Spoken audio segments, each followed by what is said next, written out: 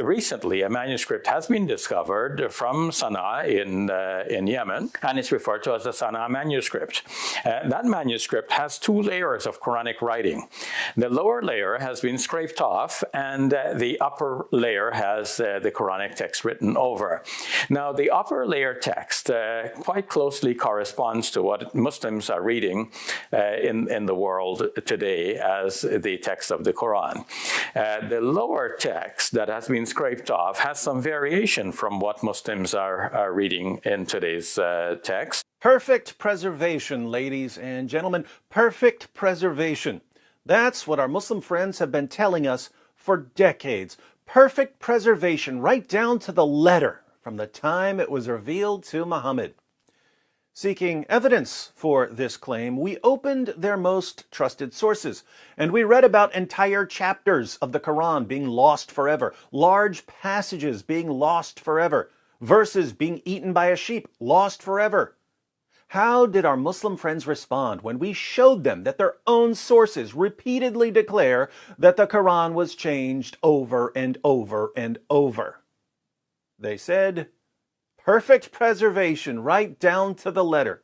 Hatun Tash and Jay Smith went to Speaker's Corner with 26 different Arabic Qurans. Not 26 different translations, 26 different Arabic Qurans. How did our Muslim friends respond? Perfect preservation, right down to the letter. Non-Muslims are publishing entire books filled with Quran variants. How do our Muslim friends respond? Perfect preservation, right down to the letter. Fortunately, after decades of non-Muslims showing Muslims what's in their own sources and their own manuscripts, after decades of Muslim apologists lying about the history of the Quran, there are finally some Muslim scholars who are starting to admit that there are holes in the narrative. And it's very clear to you and to every single very advanced student and specialist that the standard narrative has holes in it. That's what I'm going to say. Why are they finally acknowledging that there's a problem? Because the evidence is piling up too fast, and Muslim scholars are realizing that the longer they deny reality, the more shame and embarrassment they'll face later.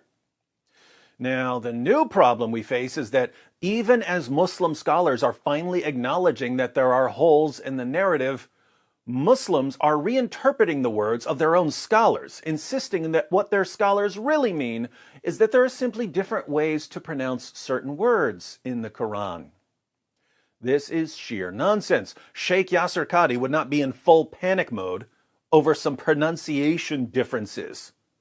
Muhammad Hijab wouldn't have needed to delete an entire section of an interview if all Sheikh Yasser Qadhi had meant was that there are different possible pronunciations of the same word. But let's focus on Dr. Shabbir Ali, who has recently admitted that there are different Qurans in different parts of the world. Today, most Muslims read the Quran in a text that is referred to as the Egyptian edition of 1924. That's how scholars refer to it. Most Muslims may not have realized that this is the designation for that manuscript, for that text. To Muslims in general, this is just simply the Quran. But this is not the only text of the Quran that is read throughout the world. He's also admitted that there are differences in Quran manuscripts. So there was this period in which Muslims had the opportunity to teach others the Quran without insisting on the precise words. Recently, a manuscript has been discovered from Sana'a in Yemen, and it's referred to as the Sana'a manuscript. That manuscript has two layers of Quranic writing. The lower layer has been scraped off, and the upper layer has the Quranic text written over. Now, the upper layer text quite closely corresponds to what Muslims are reading in the world today as the text of the Quran. The lower text that has been scraped off has some variation from what Muslims are reading in today's text. What's disturbing is that even when someone like Dr. Shabbir Ali admits that there are different Arabic Qurans, and even when he admits that there are differences in the manuscripts, The Muslims in the comments section are still claiming that all Shabbir really means is that there are different pronunciations of the same Arabic words. That's all he means. No, that's not what he means, my Muslim friends. Feel free to contact him and ask him. Send a message to Dr. Shabbir Ali and ask, Shabbir, when you say that there are differences in the manuscripts, do you only mean that there are different pronunciations of the same Arabic words? Shabbir is going to give you an education, because Shabbir knows what non-Muslim scholars are finding when they go through manuscripts of the Quran. They're finding missing words, added words, changed words, words moved around, words written over, words erased. It's a giant mess. As an example, yesterday, Dr. Dan Brubaker, a textual critic of Quran manuscripts, posted a video where he shows a single page of a Quran manuscript.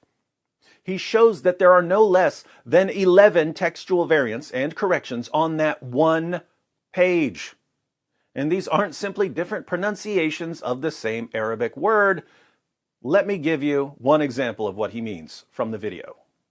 This is verse 6:110. This part of the verse reads, Fi tughyanihim yatmahun. We let them wander blindly on in their insolence. And I've circled there the word that roughly corresponds to the word that we're looking at, Fi tughyanihim, because in this manuscript, the word tughyanihim does not exist. Rather, its place is taken by the word hauzihim. So it is an alternate word. Fi hauzihim actually is used, as you can see, in another verse, not too far from here in the same surah, then leave them plunged in their foolish talk. So here at 6:110, with this alternate word, it has the reading of, we let them remain plunged in their blindness, or remain immersed perhaps in their blindness. Makes sense to my understanding of the Arabic. It does make sense. It's just an alternate reading, a different word from what we have today. Different Arabic words, different meanings, different translations. And what are our Muslim friends going to conclude from this? Perfect preservation, right down to the letter. My Muslim friends, do you have any clue what kind of damage you're doing to the future of your religion right now? Once this lie has been exposed, possibly the biggest lie in history, the supposed perfect preservation of a book that was repeatedly changed and corrupted. Once this lie has been exposed, we are never going to believe anything you tell us about your religion ever again. When you lie to our faces about what we can see with our own eyes, you destroy your own credibility. When your own sources say that entire chapters of the Quran were lost, and that large passages were lost, and that countless verses were lost, and you say, perfect preservation right down to the letter, it becomes impossible to believe you. When you say that there are no textual variants in the entire history of the Quran, while textual critics who go through the manuscripts say that they've found tens of thousands of textual variants, there's simply no way to take you seriously ever again. This is so fun to watch.